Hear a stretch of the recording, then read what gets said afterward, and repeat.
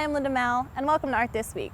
On this week's episode, we visit the Amon Museum of American Art and speak with curator David Penney about the exhibition Indigenous Beauty, Masterworks of American Indian Art from the Diker Collection. Now for Art This Week.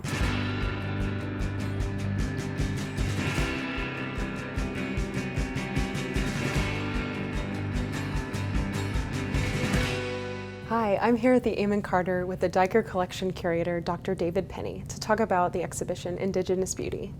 Thank you for joining us. Oh, it's great to be here. Can you tell us a little bit about the Diker Collection and what it consists of? Well, I met the Dykers, Charles and Valerie Dyker, some time ago. They are collectors. They're resident in New York City. They collect modern contemporary art. They have a fantastic collection. And they became interested in American Indian art. I knew about them and we were acquainted at the time. They're sort of building the collection. And when it came time to put the collection on the road for an exhibition, they asked me to come and help organize the exhibition for tour. Is there a reason they've been choosing to focus on Native American works? What they really enjoyed about American Indian art is its sort of visual inventiveness, the way it relates to modern sensibilities, with abstraction and color and symbolism. And then they're very interested in the kind of a larger frame of American Indian art and its relationship to culture and spirituality. So what they saw is that there was this close kind of affinity between the way that modern contemporary artists were thinking about art and its kind of spiritual implications and American Indian art as well. There were three artists in the early 1900s who sort of revolutionized Pueblo pottery. One of them was a woman named Nampeyo. Mm-hmm. Can you tell us a little bit about her and the impact that she had on ceramics? Yeah, she's a very interesting woman. She was resident at Hopi, Pueblo, although she had Tewa ancestry. Mm-hmm. So she was kind of part of that community, but also not part of it. She was born in 1860, very interesting kind of transitional time in Hopi history. At that time, actually, most of the utilitarian pottery, the use for sort of vessels and kind of day-to-day sorts of things, was not at a very high level. In fact, women, families tended to use commercial buckets and things like that. So the art of pottery making had declined on the Hopi Pueblos. Nampeyo, working with local archaeologists studying old pottery that was being excavated from sites close by, became a student of the history of Hopi pottery and revitalized pottery making almost single-handedly. She worked there with a trader named Thomas Keams, who helped kind of market her pottery locally as the Southwest became more of a tourist destination. Eventually, after in the first decade of the 20th century, she used to go up to the Grand Canyon and install herself there in the summer, make pottery for visitors to see, and then sell her wares there. But she became a very famous artist at the turn of the century era. And this water jar was created by her at about 1900. Mm-hmm. Can you tell us a little bit about some of the imagery that we see on here? Well, it's unusual. She studied old pottery designs, and sometimes you see, particularly in the technique, sort of the resonance of that, the use of the black and red outlined in the very fine, kind of fastidious workmanship. But the image itself is very unusual for Pueblo pottery, mm-hmm. in that she kind of imposed or developed this concept herself. It's an image of a Katsina dancer who is wearing a tablita, a big headdress, which is kind of a stepped, flat wooden headdress that you wear on top of your head. You can see the circular face of the dancer, kind of almost as a mask with those kind of rectangular eyes. She's holding, looks like a pair of feathers. She may be a butterfly dancer with this big tablita. So in that, you can see a whole series of different designs that create that intricate kind of headdress shape. So she made this in a way to kind of honor Hopi dances, but it's kind of a generic image as well. She also made it because she thought it would appeal to would-be purchasers for sale. Can you tell us a little bit about how these moccasins were crafted and what purpose they would have been used for?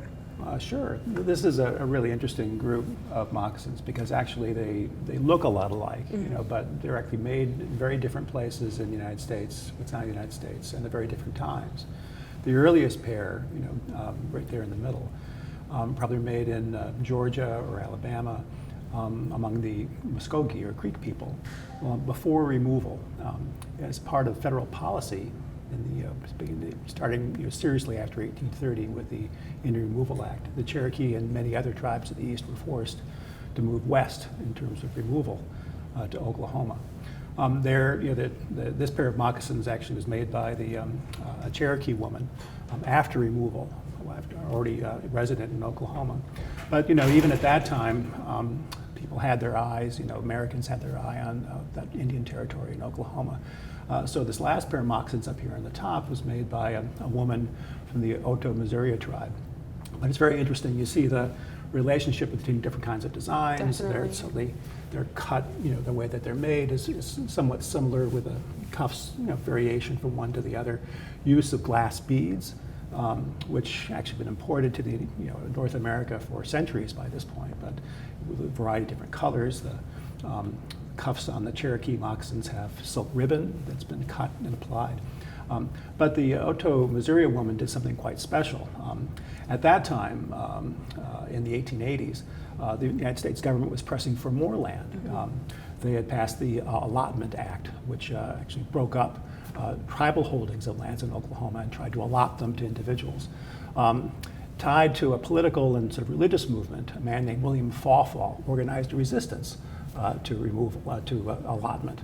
And it had a religious aspect to it as well. There's a great deal of religious revival in the 1880s and the 1890s as American Indians sort of faced a future as being part of the United States and were very determined to hold on to traditional ways.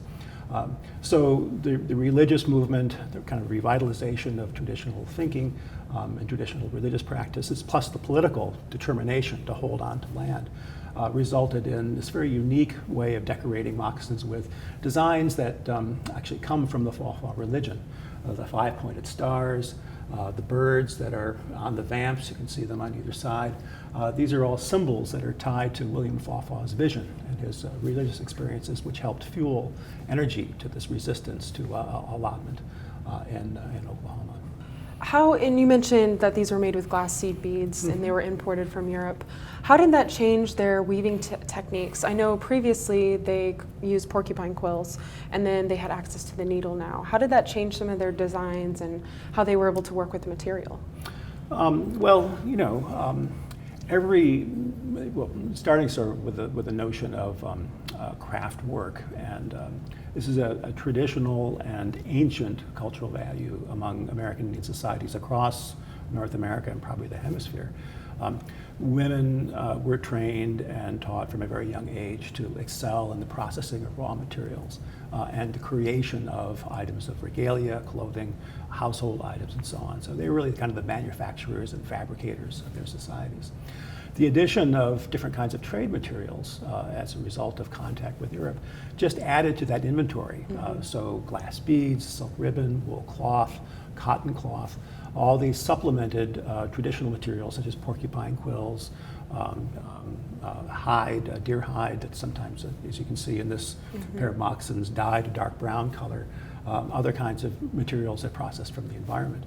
And then from every generation to the next, women reinvented the style, sort of based upon ideas from the past, but very much contemporary with their experience of the present. So we find in these kinds of designs often references to printed cotton textile designs, for example, flowers, other designs adapted from European illustration, all kind of brought up to date from one generation to the next to be kind of fashionable, new, and innovative. And it's really interesting to kind of look at the relationship between these different designs. You can see some things that are very similar, some things very different, but clearly women are taking a great deal of pleasure in the color possibilities you see here with these pinks and blues and pale blues and all arranged in these very imaginative and innovative kinds of decorations. Why do we see many of these paintings and drawings on paper rather than animal hide? Well, certainly by the middle of the 19th century, when many of these objects were made, there's a lot of paper, a lot of cloth available. So it's a media that artists were able to incorporate into their practice.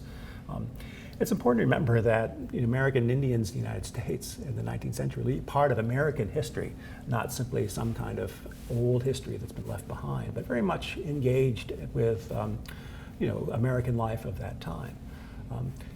Take this painting, for example, which is by the artist Standing Bear, who was a veteran of the Battle of Little Bighorn. And many years afterwards, he remembered the event of the battle by creating a whole series of these paintings which reflect his own experiences. So this painting actually was done in 1920, of course, almost 50 years after the battle. But nevertheless, he remembers some of the incidents very carefully. Now, always the kind of fiction was, well, no one survived the battle, no one lived to tell the tale. But of course, all the Lakota and Cheyenne veterans who participated in that battle were interviewed, talked about it, and then some made paintings which they offered often for sale to those who are curious about these events of great events in American history. So he shows a moment in which actually historians are now looking at these kinds of paintings and the interviews with artists like Standing Bear to try to reassemble what actually happened. We think this is probably Company C before the final, their final retreat to join Custer on another hill. But they were being overrun here. You can see the series of soldiers with their American flags. And Standing Bear in particular remembers an incident where a group of soldiers broke and ran trying to escape down a ravine, which he recalls here, and they were killed by Lakota and Cheyenne with clubs and bows and arrows. As they ran off their horses, which you see over to the left. So it's a beautiful painting, but filled with a historical incident and a fairly accurate recollection of what Standing Bear experienced on that very eventful day. We want to thank David for speaking with us. For more information on the exhibition, go to cartermuseum.org. That's it for Art This Week. Thanks for watching.